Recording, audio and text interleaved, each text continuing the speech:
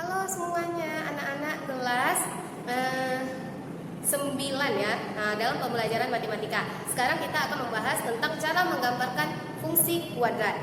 Nah, pada minggu lalu kita membahas tentang persamaan kuadrat. Sekarang kita membahas tentang fungsi kuadrat, di mana kita harus menggambarkan fungsi kuadrat tersebut. Nah, gimana caranya? Ini penjelasan dari Miss. Baiklah, sekarang kita masuk yang namanya fungsi kuadrat.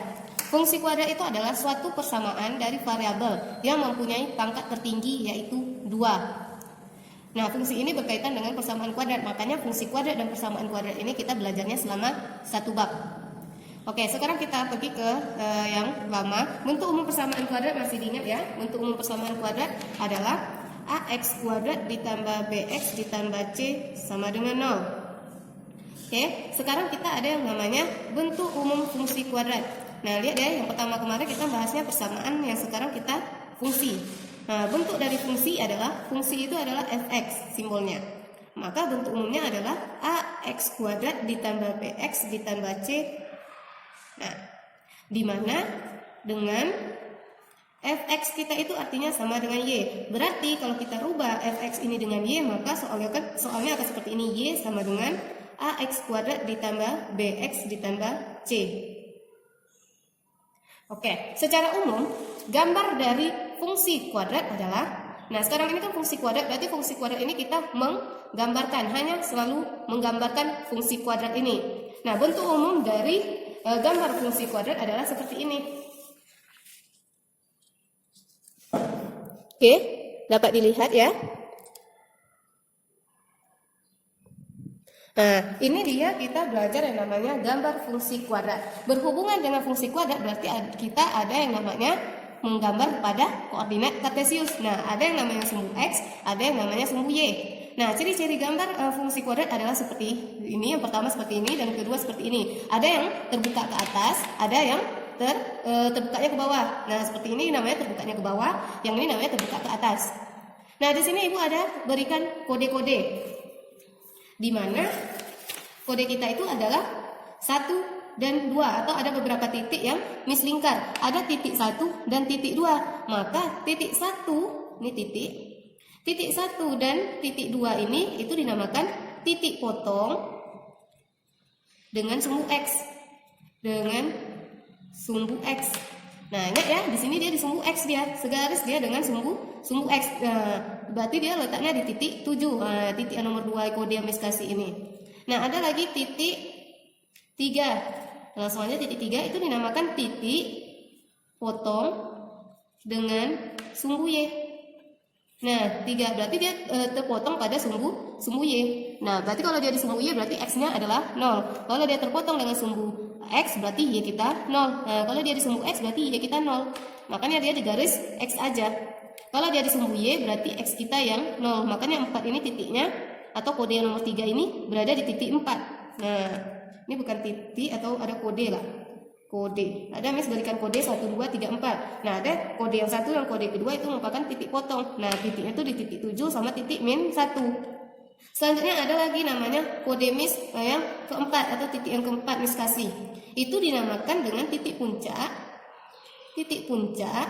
atau titik balik, atau ada lagi orang mengatakan itu titik maksimum jika dia bernilai positif. Ada lagi yang namanya titik minimum atau titik minimum. Sampai di sini ingat ya, berarti yang di sini juga titik kita min 1 sama 2 itu adalah titik potong pada sumbu x. Nah, titik min 4 ini atau kode Miss yang Miss kasih kode 3 ini itu merupakan titik potong sumbu y karena ini y, dan kode 4 yang Miss buat ini itu merupakan titik puncak. Nah, ada lagi di dalam gambar fungsi kuadrat ini. Nah, Miss kasih gambar seperti ini. Kita luruskan titik puncak kita. Nah, ini juga kita luruskan titik puncak kita. Nah, ini dinamakan dia dengan sumbu simetris. Nah, sumbu simetri ini adalah garis yang membagi kurva sama besar. Nah, ini membagi kurva sama besar. Nah, sama besar ya. Ini sama besar. Yang kanan dan kiri sama besar. Yang kanan dan kiri sama besar. Nah, jadi sumbu simetris ini kita ambil dari titik puncaknya, kita luruskan ke bawah, berarti dia membagi garis itu menjadi sama besar. Nah, ada yang perlu kita perhatikan. Ada yang perlu kita perhatikan bahwa jika fungsi kita ini fungsi. Sekarang fungsi kita itu kita lihat A-nya, ini A kita. Jika A kita ini besar daripada 0, berarti di sini dia positif ya, positif. Maka kurva kita menghadap ke atas. Nah, kurva kita menghadap ke atas, menghadap ke atas. Nah, jika A kita itu kecil dari 0, berarti ini negatif. Maka kurva kita ini menghadap ke bawah. Menghadap ke bawah. Nah, ingat ya, jika kurva kita itu besar, maka dia tandanya U atau menghadap ke atas. Jika tanda kita itu adalah kecil, berarti dia hurufnya N atau mengarah ke bawah. Apa Miss maksudnya mengarah ke bawah, mengarah ke atas? Nah, seperti ini Miss berikan ya contohnya. Nah, kita Miss langsung aja. Jika X kita, fungsi kita sama dengan 2X ditambah 1. Nah, ada lagi fungsi kita ini kuadrat ya, min 2X ditambah 1. Nah, untuk gambar yang pertama ini berarti kita buat dia mengarahnya ke mana? Kita perhatikan duanya atau A kita. A kita adalah positif. Kalau A kita itu positif berarti mengarahnya adalah ke atas. Nah, seperti ini nanti. Pokoknya dia mengarahnya ke atas. Kita perhatikan jika A kita ini adalah negatif, berarti nanti kurva kita mengarahnya ke bawah seperti ini. Itu yang perlu diperhatikan. Kita perhatikan A kita ini kuadrat ya. Nah, pokoknya jika A kita itu positif pasti mengarahnya ke atas, dan jika dia negatif mengarahnya ke bawah. Yang harus diperhatikan.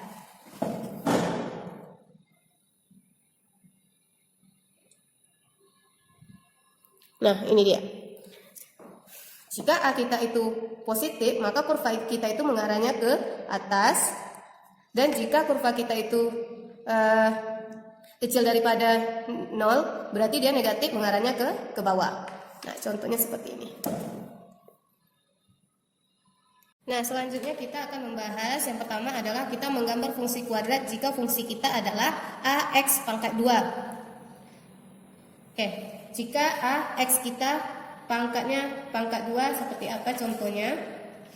Ini kan adalah fx sama dengan 1x kuadrat. Nah, A kita itu adalah 1. Nah, perlu yang diingat 1 itu adalah positif. Nah, kalau dia positif berarti tandanya adalah menghadap ke atas atau senyum, dia menghadap ke atas, akan seperti ini kurva kita. Tetapi kita yang akan mencari adalah titik puncaknya, titik potong X-nya, titik potong sumbu Y-nya yang akan kita pelajari. Nah, oke, setelah itu baru yang perlu kita perhatikan, kalau fungsi kita seperti ini atau fx kita seperti ini, maka titik puncak kita adalah 0,0. Ingat ya, kalau fungsi kita seperti ini, maka titik puncak kita adalah 0,0. Selanjutnya yang akan kita cari adalah ini perubahan dari fx ini. Perubahannya berarti fx kita rubah jadi y sama dengan x kuadrat. Maka kita harus buat kotak terlebih dahulu. Nih x, ini y. Nah, kita misalkan jika x kita, ini kan titik puncak kita udah 0 sama 0 kan. Berarti kita misalkan jika x kita itu sama dengan 1, nih, maka y kita substitusikan. Jika x kita sama dengan 1, maka y kita sama dengan 1. Nah, jika x kita itu 1, berarti kawannya min 1. Maka y kita, nah, jika x kita itu kita substitusi min 1 kuadrat, maka y kita 1. Selanjutnya lagi, jika x kita itu min 2, nah y kita, x kita substitusinya 2, maka y kita itu 4. Jika x kita itu min 2, min 2 kuadrat, maka Y kita sama dengan positif 4. Nah, baiklah, selanjutnya kita akan gambar dia pada koordinat kartesius. Nah, ada yang perlu kita ketahui, P kita ini adalah titik puncak, di mana titik puncak kita itu adalah 0,0, berarti dia di sini 0,0. Selanjutnya, kita akan mencari yang namanya titiknya. Nah, jika titik kita itu adalah 1, maka Y kita adalah ini 1, berarti Y kita adalah 1, berarti ya di sini ketemunya. Selanjutnya, jika X kita itu min 1, ini min 1, maka Y kita 1. Nah, ini dia. Selanjutnya, jika X kita itu 2, maka Y kita itu 4. Nah, ini 4. Selanjutnya, jika X kita itu min 2, Y kita itu 4. Nah, ini dia.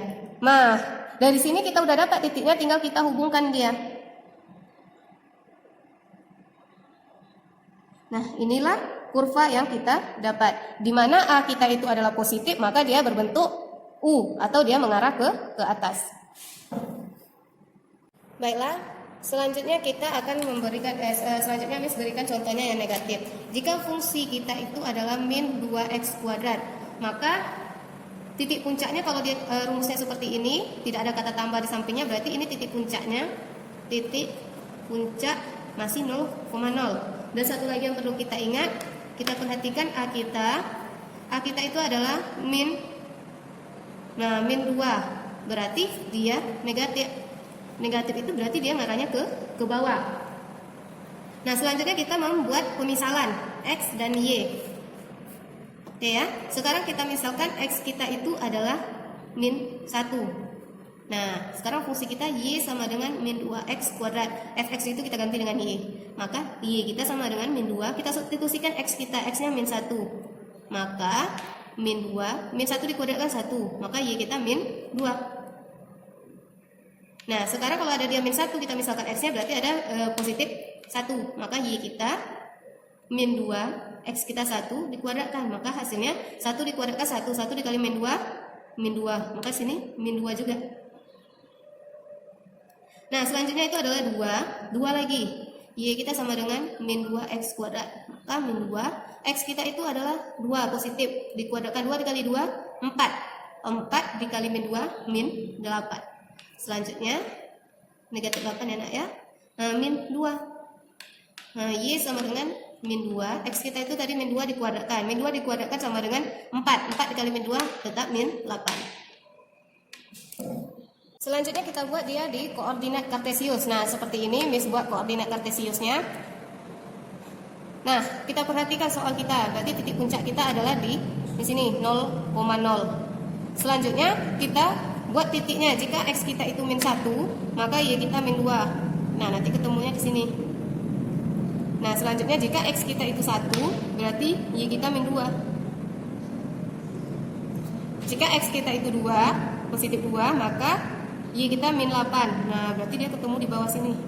Jika tidak rapi, ya, minta maaf ya karena tidak menggunakan penggaris. Jika X kita itu min 2 ini, maka ketemunya min 8. Sini ketemunya. Nah, kita hubungkan titik-titik kita. Ini titik pangkal kita, berarti kita hubungkan ke kanan, ke kiri.